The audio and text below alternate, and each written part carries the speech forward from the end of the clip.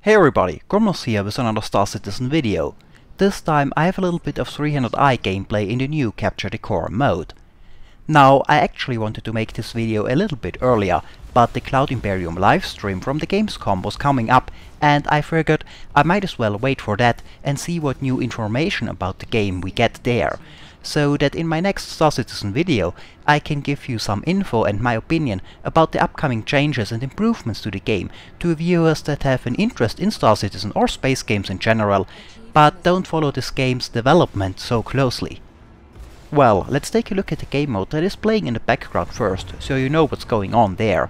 This is the somewhat new Capture the Core game mode. It's pretty much capture the flag in space, so capture the enemy core and bring it to your own. The Capture the Core maps are still pretty small, but it is nice to have an objective. I usually prefer that over pure team deathmatch game modes. Keep in mind though that I did not have that much time to play yet, so I am not that good at it yet. And the ship I'm flying is a Origin Jumpworks 300i. Compared to the Hornet I flew in the last video, the 300i is less maneuverable and not as well armored than the Hornet.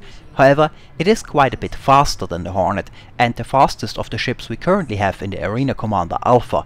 So, while the Hornet is more of a turn fighter, the 300i is more a ship you want to use for hit and run tactics or boom and zoom. At least in the current configurations of the ships. We will see what will be possible when the different variants of the ships and more customization options are in the game. So that's what's going on gameplay wise. Now, as I have said, I would like to give a bit of a summary of the infos we got from Friday's Gamescom livestream, because I think there are quite a few interesting changes and additions coming up soon. Most of them will be in the next big batch for Arena Commander, which is scheduled to arrive in about 2 weeks and is called version 0.9. I think the most important changes will be improvements to the controls and flight model, and there will be quite a few of those.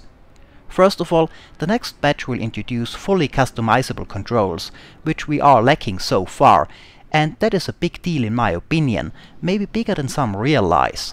Of course, the game is still in early alpha, and some argued that customizable controls don't need to be a priority this early on, and other things are more important. And partially I agree, but the problem is, in my opinion, that not having the ability to customize the controls will have an impact on the feedback the players give on the flight model. Not everyone likes the same kind of setup when it comes to key bindings, control axis sensitivity, death zones and so on.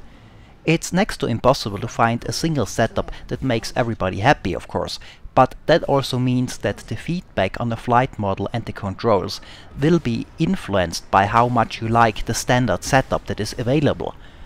To give you an example, in my War Thunder videos I often get asked for my setting files, but I use a very high sensitivity setup without non-linearity that is just the way I personally like it.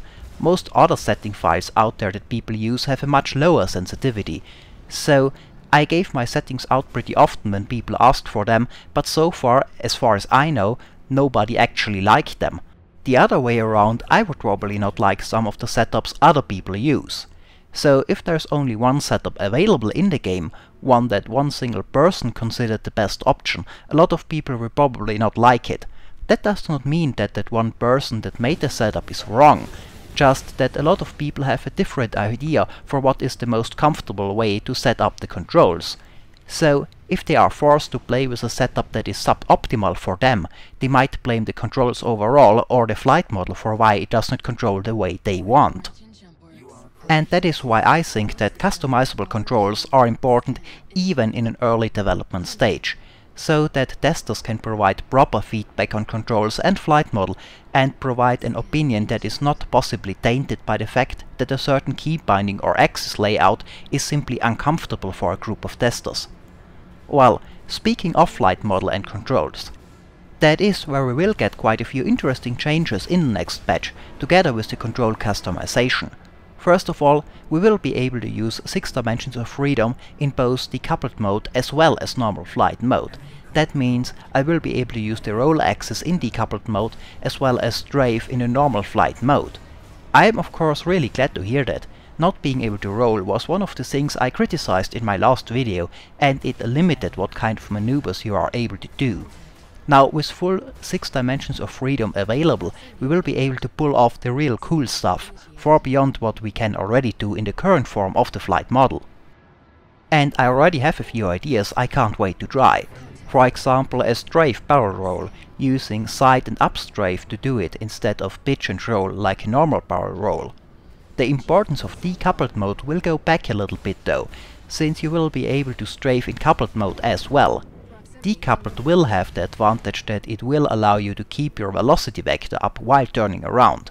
I think it will still be a good way to change direction fast, and of course it gives you the ability to fly backwards if needed. But I think most of the flying I do with decoupled mode so far in a 1 vs 1 situation, I will in the future be able to do without decoupling, with the added benefit of being able to use the afterburner and the more powerful main thrusters as well. I think that will have a positive impact on my flying. Another very big change for the flight model is that in the next patch the top speed of all the ships will be increased to double of what it is now. That is of course something that was often criticized till now. The ships were just not that fast. And you can see here I am flying with a maximum speed of 220 meters per second, so that is not that impressive. But double that, 440 meters per second, now that is over 1500 kilometers per hour, or close to 1000 miles per hour. Of course, still not quite what a modern jet fighter can reach, but again there are limits for gameplay reasons. I would assume the speed increase will also have quite an impact on how the fighting will feel in the future. One interesting thing about this is that it was mentioned that while the top speed will be significantly higher, the thrusters will have the same power than they have now, so accelerating in all directions will take the same amount of time. That means that when you change direction at higher speeds, you will drift a lot more than you do now. Because it of course takes the thrusters longer to stop your momentum at higher speeds. There will however be also a so-called overdrive mode, which as far as I understand it basically is an afterburner for your maneuvering thrusters that will give you the ability to increase your thrusters power for a short amount of time, but it will consume afterburner fuel and it can overheat and damage the thrusters. So fuel and heat management for the thrusters will play a bigger role in the future as well. So navigating asteroid fields and similar obstacles will be more challenging at high speeds. Of course, you can decide to fly slower and utilize the higher top speed to get through such obstacles safer without worrying to crash into anything. But that in turn of course means that you will be a lot slower. So a trade-off between safety and speed. The better you are at it, the faster you can navigate such obstacles safely. And that brings me to the next thing that will be introduced in the next patch. There will be 2 new game modes. One is going to be a co-op mode for Vandal Swarm, so you can play with friends versus AI. And the other one is going to be a racing mode. Now racing is something a lot of people asked for right from the start, and it looks like we will get it pretty early in the development of the game. Even though I don't think racing will be one of my primary activities, I have to say that the possibilities sound quite interesting. I think with the 6th DOF flight model and the increased speed, there is some potential for exciting races that need some skill to be good at. For example, let's imagine something very simple. You want to fly your ship through a tight corner as fast as possible. Now, if you fly straight at it with full speed and turn into the corner, when you reach it, your thrusters won't be able to counter your momentum fast enough and you will slide out of the track to the side. You can of course hit the brakes before reaching the corner and fly through it slow enough that sliding out of bounds won't be an issue, but that is the granny way of doing it and most likely not very fast. One way I could imagine to get through the corner faster would be to fly at it at full speed, but rotate your ships toward the exit of the corner before you even reach the entrance and slide through it sideways. Internet spaceship drift, so to speak. I honestly expect to see some cool moves in those racetracks when people get the hang of it. We will see what comes out of it. There was a trailer of this game mode shown on the livestream, which also shows the nice map it takes place on. I will put a link to it in the description below. Now, what else do we have? Well, that's it for the gameplay relevant changes that were revealed in 0.9, I think. What was also shown during the livestream were some new trailers for the Constellation and its variants, and they showed the new hangars that will come in 0.9. Now, the hangars all have been reworked with physical-based rendering. One reason for that was to make them look nicer, and I think they do, and another reason was to make the hangars more modular. The hangars in the finished game will of course be your home base, so to speak. You will have one when you start the game, and you can buy or rent more in other systems when you need them. And organizations you can join will also be able to get hangars for their organization, similar to EVE Online for example. Now, you will be able to extend and upgrade those hangars with new rooms, equipment and furniture for example. And the new hangars that come in the next patch enable this by being modular right from the start, so new rooms can just be added to it as needed. There were also trailers for the new hangars and the Constellation variants shown at the livestream, and I also linked them in the description if you want to take a look. So that was an overview of what will be in the next big patch. There was also a nice little presentation on the livestream that showed off something that will be a very important part of the version after that 1.0, and that is multi-crewed ships. So far we have of course only small fighters in the game, but there will also be larger ones later on, armed transport and the like for example, later on even capital ships.